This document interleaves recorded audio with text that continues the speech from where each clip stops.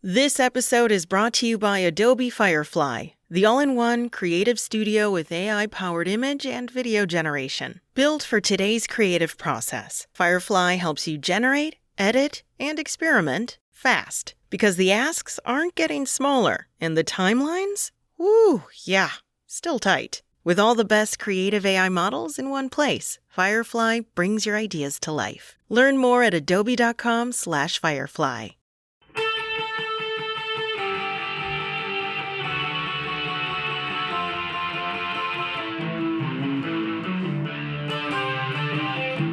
This is the Daily Blast from the New Republic, produced and presented by the DSR Network. I'm your host, Greg Sargent.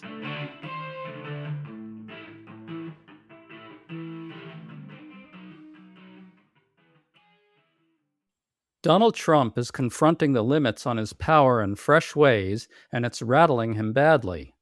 His inner circle is leaking word that he's frustrated at his inability to force Iran's hand, and he's seeing some of his most corrupt designs crash and burn on many fronts at once. Yet there's something sobering about it all. Placing limits on Trump has required immense effort. Paradoxically, the more he's thwarted, the more dangerous he's becoming. And in constraining Trump, our institutions are still on a knife's edge, with the endgame still too murky to predict. We're trying to make sense of all these strange dynamics with Talking Points memo editor-at-large David Kurtz, whose excellent newsletter delves into this stuff regularly. David, always good to have you on. Hi, Greg. Good to be with you. So let's start with a very visible and jarring failing. Trump's effort to jail former FBI Director James Comey based on his social media posting of seashells arranged to spell 8647. We just learned that Secret Service agents who questioned Comey about this were ordered to quickly send a summary of the interrogation to Trump himself, which shows how intently and corruptly he's controlling DOJ. David, can you explain what happened here and why it's important? Sure. It's really a remarkable series of filings in the Comey case last night, where they're making a claim that this is the second vindictive prosecution of him, meaning that Trump has directed DOJ to go after him because he's one of Trump's political foes. And so this is the politicization, the weaponization of DOJ that we've all been covering for so long. And what makes this especially remarkable is how difficult it is to make a vindictive prosecution claim. But here, you have so much evidence, right? It goes all the way to Trump aboard Air Force One, tracking the investigation in real time, getting reports from Secret Service as he's returning to the U.S. from Europe. You just don't get that kind of evidence in these sorts of cases.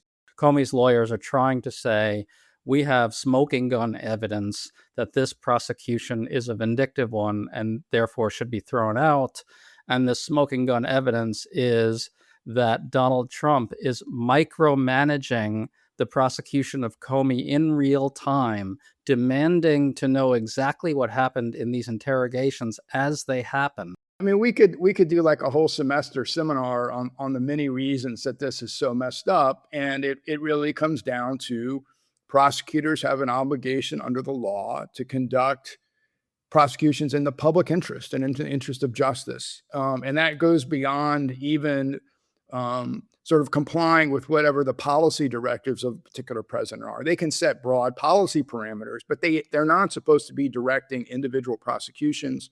And they're certainly not supposed to be conjuring up prosecutions as bogus as this one out of thin air, or for any reason, frankly, in order to target political foes, for any reason that goes to their personal interest, to their political interest, and isn't in the interest of justice. And I know that may sound, in the year of our Lord 2026, maybe a little pie in the sky, but up until this point in the 250-year history of the country, it has not been operated that way, with a few rare exceptions like Watergate, which are hugely scandalous, but frankly, which don't come near how bad this is.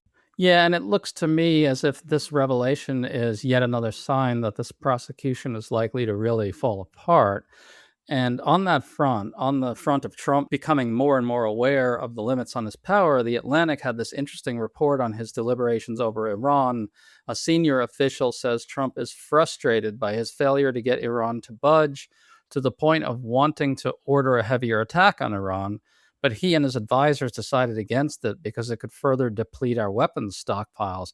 And David, get this, Trump told advisors that he fears that an escalation could cause a global economic meltdown and, quote, turn me into a Hoover, as Trump put it.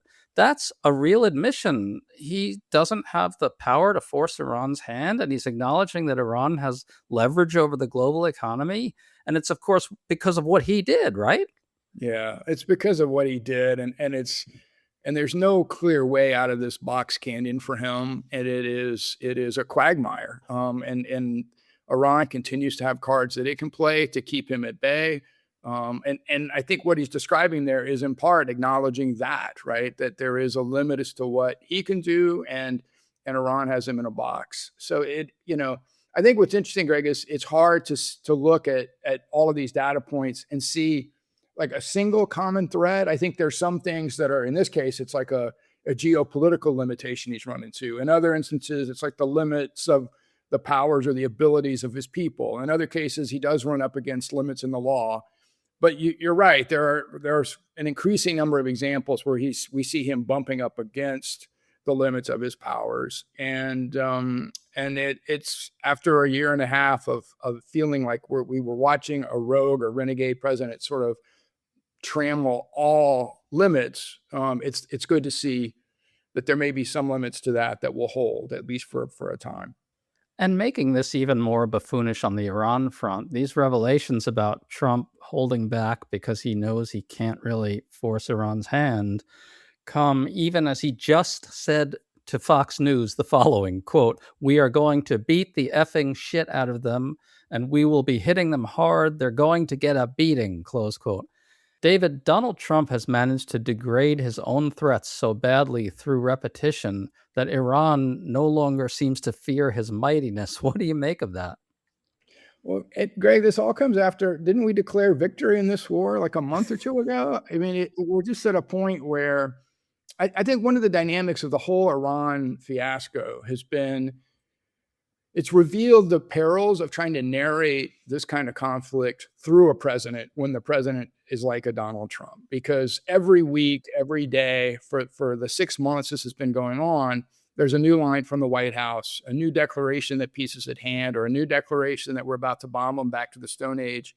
And it really feels like it is mercurial and unpredictable as Trump's personality itself. And so, I think it's taking the long view on it. I think it's been an ongoing conflict this whole time. There's been ebbs and flows to it, but I don't think it really matches in any way what we've heard from the White House in terms of an accurate description or reliable narration of what has happened. And so, I hope we're at a point now where they see some of those limits and take those into account. But I'm afraid, that we're in just an ebb that could very well, as you suggested a moment ago, that in some ways he gets more dangerous the more he gets boxed in. And you could see a lashing out, even if it has global economic consequences, even if it's not going to be effective in advancing U.S. interests, which this hasn't been, even if he really can't knock Iran back on its heels in the Strait of Hormuz. Like, there's a million ways here in which this could still go wrong. And the way this has been so erratic and unpredictable and fits and starts the whole 6 months we've been engaged in this, I think it's just representative of him and the underlying strategy that epitomizes him. It's an extension of his personality, is what I'm trying to say. I'm sorry to interrupt, but I really have to tell you about our Substack. The DSR Network Substack is the absolute best way to follow Deep State Radio, the DSR Daily, Words Matter, Need to Know, Scylla Consciousness, AI Energy and Climate, and the Daily Blast. Sign up to get notified every time a new episode drops, and stay up to date on the latest news and expert analysis. You can also support us by becoming a paid member. Paid members get an ad-free listening experience, select episodes 2 days early, access to live-streamed episodes, and 50% off of David's Need to Know Substack. Please consider joining us at dsrnetwork.substack.com. That's dsrnetwork.substack.com. Thank you, and back to the show. Yeah, it absolutely is. I think to me, the most representative thing is that it was only a few weeks ago, or maybe a month ago, that Trump threatened to obliterate Iranian civilization entirely, meaning he threatened to eliminate Iran's 91 million people from the face of this earth. And that didn't force Iran's hand. And so now he's saying, I'm going to blow up a bridge. Right. And so it's like, do you remember what you yourself said just a month ago and how comically ridiculous it sounds for you to make this new threat now in relation to that one? But still, I agree with you 100% because when he talks about bombing, all of Iran's power plants, as he's been saying lately, that would be a threat of a massive war crime and serious atrocities. And it's not hard to see him going down that road if he can't force Iran's hand just in order to appear like he's doing something. And of course, Iran will just absorb the pain that is inflicted on its own people, and it won't do anything. Yeah, I think there's one way of looking at this I think is actually a helpful prism is that it is one long ongoing negotiation. And if you see it as a negotiation in which war is one of the negotiating techniques, which escalation, de-escalation of the violence is part of the negotiation, it all makes a little more sense. But the problem with Trump is that he sees negotiation as a zero-sum game. He's got a very limited understanding of it. You know, for the art of the deal guy, it's kind of remarkable how little he understands. And so there's, I mean, and part of it too, as you suggest, is that it is, it's not just Iranian interest versus US interest. It's like this triangulation of Iranian interest, US interest, regional interest, Trump's own personal political interest. And, and there's no way for him to sort of do a 3D chess, move on any of. I mean, this is beyond his capability. It's beyond how he even thinks, right? Negotiation for him is a zero-sum game. And I think the longer Iran holds out, the harder it is for him to figure out how to make sense given the prism he looks at this through. Absolutely. So here's another one. Trump's acting director of national intelligence, Bill Pulte, who's about to get replaced, spent his final time in his job tweeting boastfully about how he's fired huge numbers of intelligence officials and so forth. But as it turns out, no one can figure out who exactly he fired and whether that's close to accurate. We should note that Pulte is the person who previously used his federal housing agency perch to fabricate pretexts to prosecute Trump critics like Adam Schiff and so forth. Those have all failed pretty badly as of now as well. And now here we are with Pulte boasting about taking on the deep state that, in ways that might not even be real. Talk about revealing the limits on Trump's power. Can you explain this one? Yeah, this has a few different layers to it. We know that Pulte was put in place as acting DNI while they worked on getting Jay Clayton confirmed. He was confirmed this week, so Pulte will soon be done. And Trump, I think, both publicly and reported privately, saying that he wanted Pulte to knock heads while he was a DNI. Right? Trump has generally been very skeptical of U.S. intel. He's been particularly skeptical of DNI, and I think he sees it as a seat of the deep state, and so he wants to purge that. Now, there's been a fair amount of reporting that Pulte was doing that, but this most recent reporting suggests that part of it may be performative, which this speaks to what the incentives that Trump puts in place for people to do the things that he wants them to do, or at least to pretend to do the things he wants them to do, has a very emperor, with no clothes on sort of vibe to it. And I think I saw in Politico that Pulte might be in line for a cabinet slot. So he's going to get rewarded for feeding grist to the MAGA circus, even if it's not real grist. Yeah, that's right. Well, and it's not out of character in the sense that none of the mortgage fraud cases were real mortgage fraud either, right? Which is what he was drumming up around Adam Schiff and Letitia James and others. So it is consistent with his MO to this point. Okay, and here's yet another one. He's seeing his schemes collapse on other fronts as well.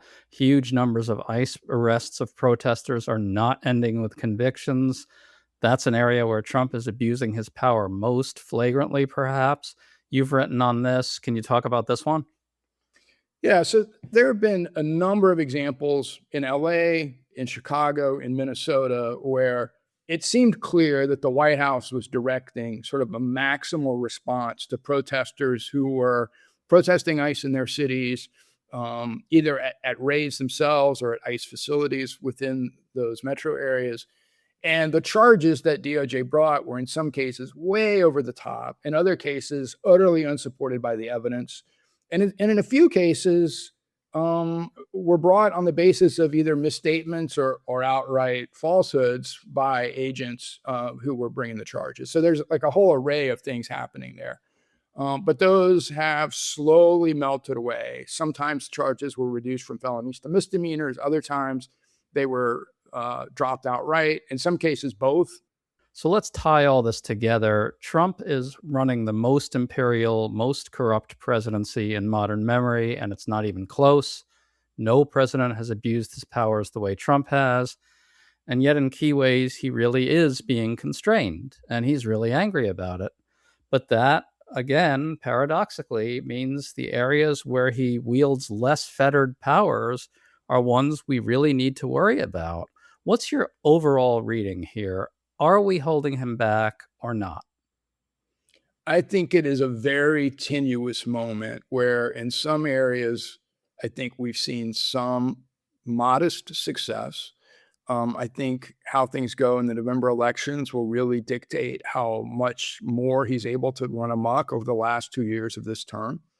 At the same time, Greg, I am really cognizant that we only know what we know, and that this administration has done myriad things to reduce transparency and accountability and ready access into what they're doing and how they're doing it. I'm thinking about things like the high seas strikes on drug smuggling boats. I'm thinking, you talk about areas with unfettered power. I'm thinking special operations activities around the globe. I'm thinking other military actions or activities we might not know about. And I'm not suggesting some dark hidden conspiracy. I just mean we don't know. And so while we are trying to gauge how well things are going, I suspect that we may be spending the next several decades unearthing things that happened during this period that we just didn't know about.